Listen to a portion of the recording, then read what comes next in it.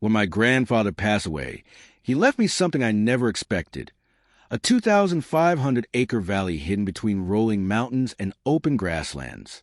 At first, I assumed it was simply another piece of family property that had been passed down through generations. The paperwork looked straightforward, and every document seemed to confirm that the entire valley belonged to my family. Wanting to understand exactly what I had inherited, I drove through the property for the first time.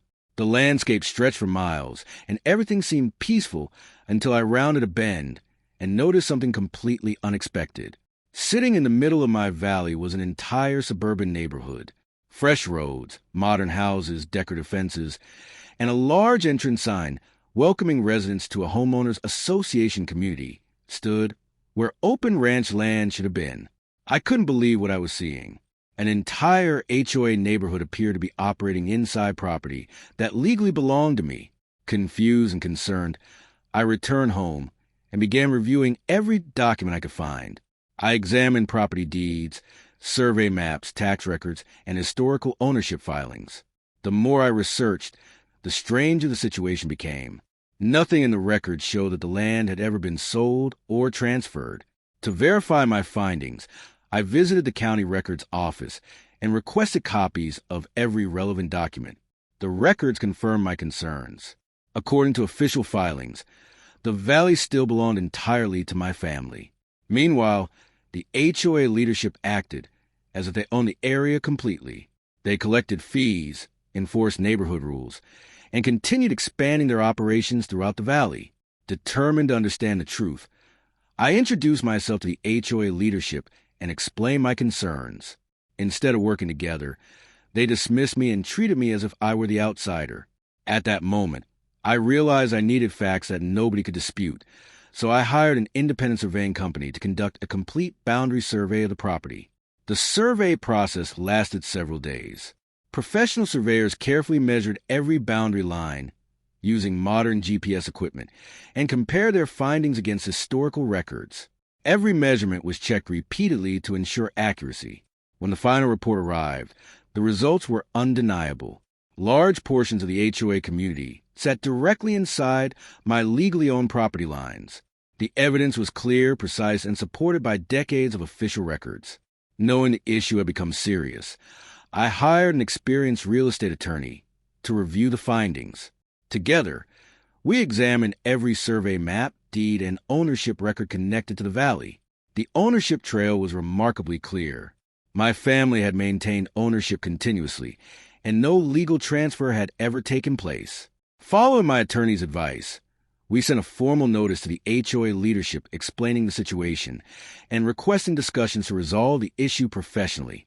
Unfortunately, the HOA board refused to cooperate. They dismissed the evidence and acted as though the problem would simply disappear. As the weeks passed, I continued attempting to reach a reasonable solution, but every effort failed. Eventually, my attorney advised that the matter would need to be settled through the legal system. We filed a case and presented all of our evidence. As news spread through the community, many residents became worried. Most homeowners had purchased their properties believing everything was legitimate. They had no idea that a serious ownership dispute existed beneath the surface. During the court proceedings, survey maps, deeds, tax records, and historical property documents were carefully reviewed. Surveyors testified regarding their measurements and explained exactly where the property boundaries existed.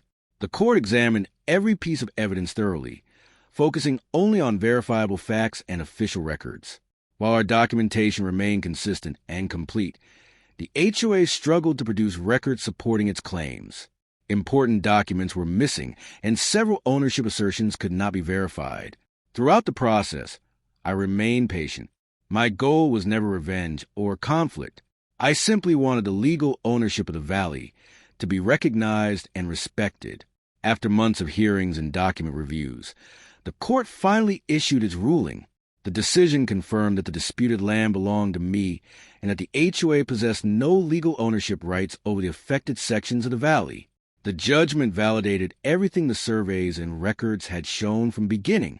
With the ruling finalized, the next phase involved enforcement. Formal legal notices were issued, and clear timelines were established. Many homeowners were shocked when they learned the full details of the case. While some residents sought legal advice of their own, others attempted to negotiate solutions and explore available options. Emergency HOA meetings were held as residents demanded answers from the leadership. The confidence the HOA board had displayed earlier quickly disappeared as the legal reality became impossible to ignore. Watching everything unfold was difficult because many families had acted in good faith, believing they had purchased homes in a properly developed community. Nevertheless, legal ownership could not be ignored simply because the situation was unfortunate. Over time, residents began relocating and making arrangements based on the court's decision. Moving trucks appeared throughout the neighborhood, and properties gradually became vacant. The HOA's influence slowly faded as signs were removed and operations shut down. Eventually, the clubhouse stood empty, and the association that once claimed authority over the valley ceased functioning altogether. For the first time since inheriting the property, I was able to walk across the land knowing that its boundaries were finally being respected. Although the legal battle had ended, significant work remained. Fences required repairs, damaged sections of land needed restoration, and various improvements had to be completed to return the valley to its original condition. Slowly but steadily, the landscape began recovering. Open fields once again stretched across the countryside, and the valley started looking the way it had before the disputes began. Months later, I rode across the property and reflected on everything that had happened. The valley felt peaceful again. Looking through old family photographs inside the ranch house, I gained a deeper appreciation for what my grandfather had entrusted to me. This land represented more than acreage or property value. It represented family history, responsibility, and legacy. The legal battle had reinforced an important lesson. Ownership matters, records matter, and protecting what belongs to your family sometimes requires patience and persistence. As time passed, relationships with neighboring landowners improved because everyone now understood exactly where the boundaries stood. Life gradually returned to normal. I began focusing on the future of the ranch and making plans that respected the natural beauty of the valley rather than trying to transform it into something else. Every morning, when I looked across the mountains and open grasslands, I felt grateful for the opportunity to preserve the property my family had owned for generations. My grandfather trusted me with the valley, and I was determined to honor that trust. What began as a shocking discovery involving an entire HOA community ended with a legal resolution based on facts, documentation, and patience. Standing on a hillside overlooking the restored landscape, I realized the journey had never been about conflict. It had been about responsibility. The valley was finally back where it belonged, and its future was secure.